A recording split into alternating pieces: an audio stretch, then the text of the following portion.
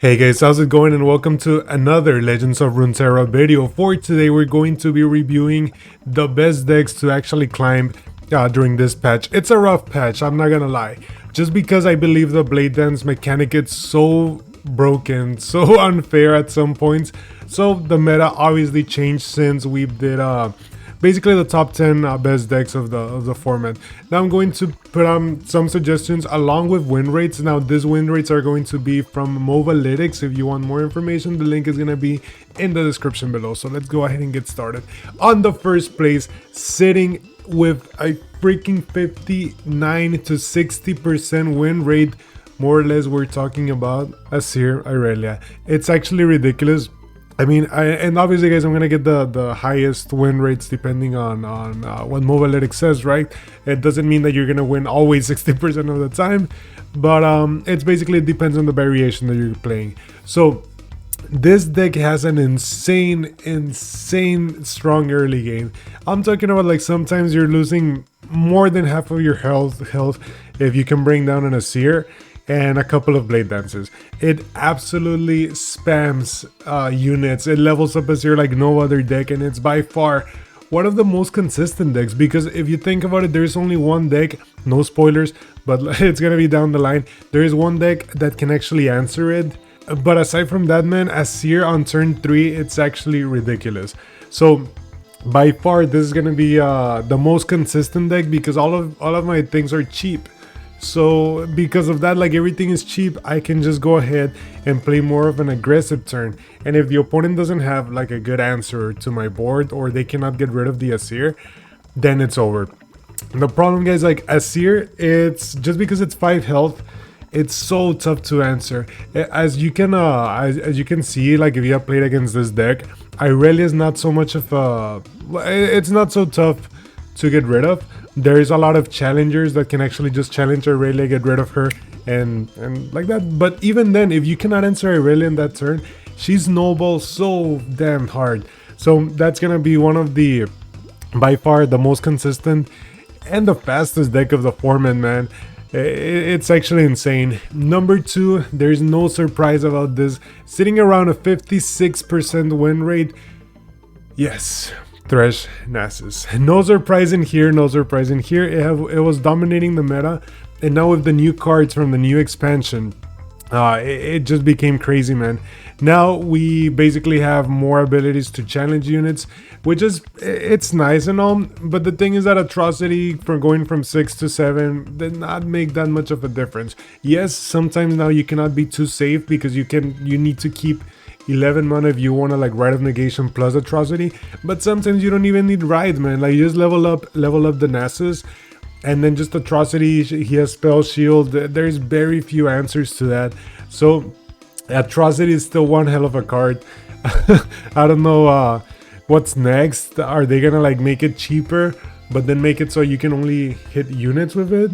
But then, I don't know, I feel like that loses the thing to like the Atrocity feeling, you know?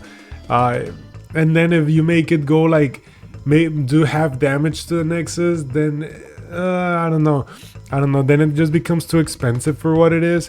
So it's tough, man, it's tough. Oh, something that I forgot to mention about Azir, I hope they don't nerf Azir. I believe the Blade Dance mechanic is the thing that's broken on it. Zoe, Shyvana, Aurelion, one of those combinations, right? Sometimes I've seen people just go Shyvana, Aurelion. I've seen Aurelion Soul. I've seen people go Zoe, Aurelion, and cut down the Shyvana. It's up to you. It's up to you. But this deck is also sitting around, I want to say, like, around, it ranges from 54 to 51% win rate. I know it's a huge difference, but those are, like, the two decks that are out there. It's still a strong deck just because it has too many challengers. And in a way, people were saying, like, oh, this deck actually counters Irelia Azir, because not only can you challenge the Irelia, your units are pretty big enough, and if they attack with the Blade Dance as well, the dragons just get to snowball. Shyvana levels up like that, and once Shyvana levels up, whenever you attack, you actually have an answer to Azir by the spell that she creates, and that's pretty neat. The only thing, man, is that the deck Irelia Azir is just way too fast for this, even for its counter, right?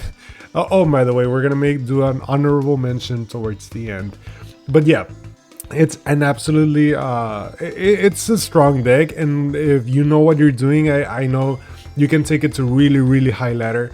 But even then, guys, this deck is absolutely something to not underestimate. I believe it's extremely strong. It's just that it's really hard to pilot at times, especially with this meta. For the next slot, we also have a deck that I believe that it's S tier just because it answers Azir Irelia really damn well.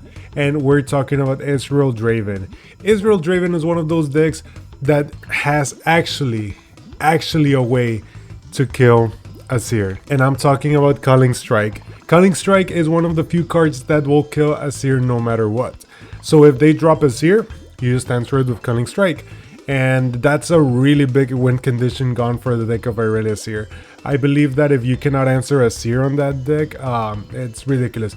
Even then, like, you have way too many things that actually stop the entire combo. Even thermal beam, it's going to be an answer to Azir sometimes. You know, a really skilled deck, but it's definitely one of the strongest decks in the format.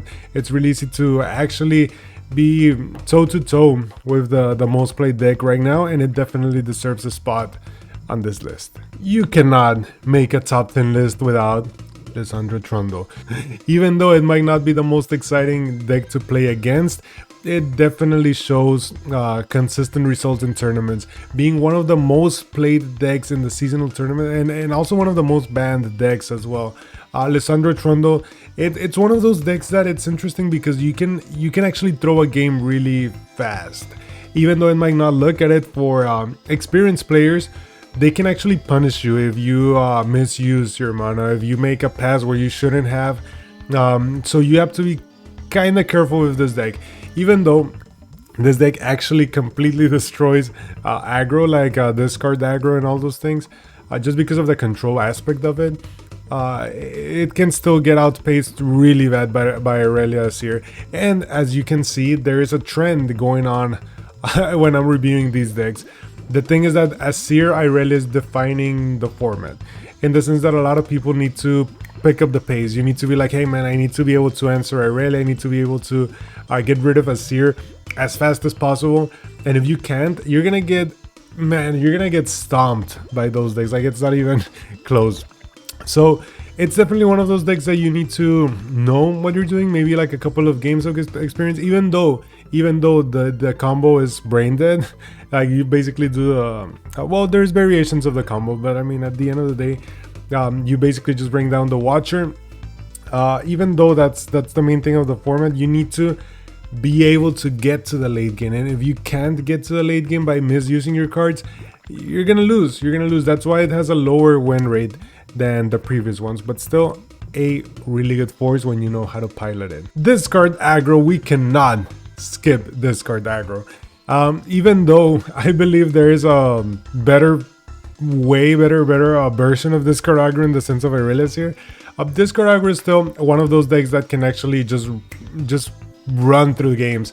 It can actually make it so you climb really fast, because this deck basically decides who's gonna win by the first like 3-4 turns. If you can get a white board along with a Battlecaster, it's over, man.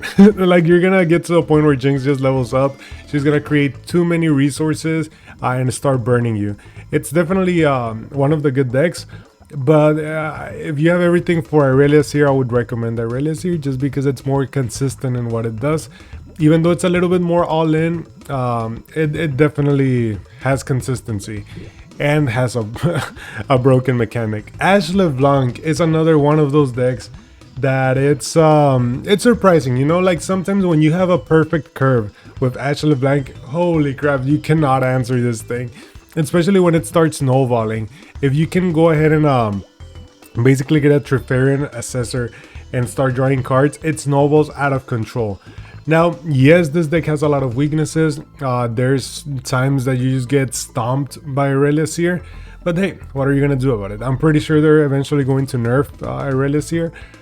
So this is one of the decks that you can actually have in the back of your mind, just in case. This deck actually has access to Culling Strike as well. So by having access to Culling Strike, you can actually answer Azir pretty consistently. well, I wouldn't say pretty consistently, but you can also play Bloody Business. You can play a combination of cards that make sure that you can strike down that Azir before it snowballs. So it basically means that you have to tech the deck depending on the meta, but it's definitely one of those things that you should always have in the back of your mind. And also it's pretty nice that Glory Seeker can actually pull the Azir and trade with it. So that's great. That's great. As long as we have ways to get rid of the Azir, it's something to consider. Also, it has a pretty decent matchup because you have very big units, so you can block some of the Death Blades. The only thing is that don't let it snowball. If they can level up the Azir and keep it safe, it's pretty much gonna be over. But still, really decent deck to climb. Lastly, it's really interesting because this deck, I feel like there's not enough representation of it, but it has a really good win rate, sitting almost as close as Azir Irelia. And I'm talking about Azir Darius.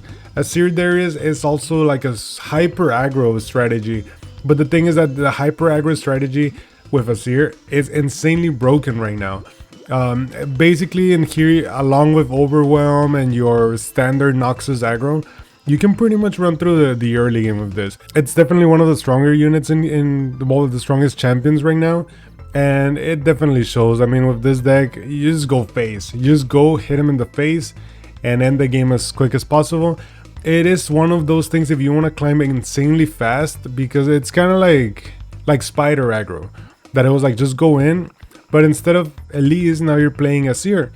Which at the beginning it feels kind of bad, you know, like I was like, I mean, Elise kind of has like that synergy and all, but man, this deck is strong, especially now with the addition of Merciless Hunter. It's definitely one of the things that you can just snowball out of control. For my honorable mention, if you're facing way too many Irelia Seers, I would highly recommend Braum and Vladimir. Braum and Vladimir has this mechanic that you can actually grant your units tough, and they actually benefit from being hit, so they get to snowball out of control, but you need to have a pretty good curve. That's the only downfall, but it feels so good when they're just spamming blades and you're just taking them, making your units bigger, Braum leveling up. So it's something to consider. It might not be like the top S tier deck or whatever, but it's pretty fun to counter them that way. But yeah, it has a pretty bad matchup against other things. Aside from that, guys, these are my recommendations to climb. Thank you all for watching. Hopefully you all enjoyed the video, and I'll see you in the next video.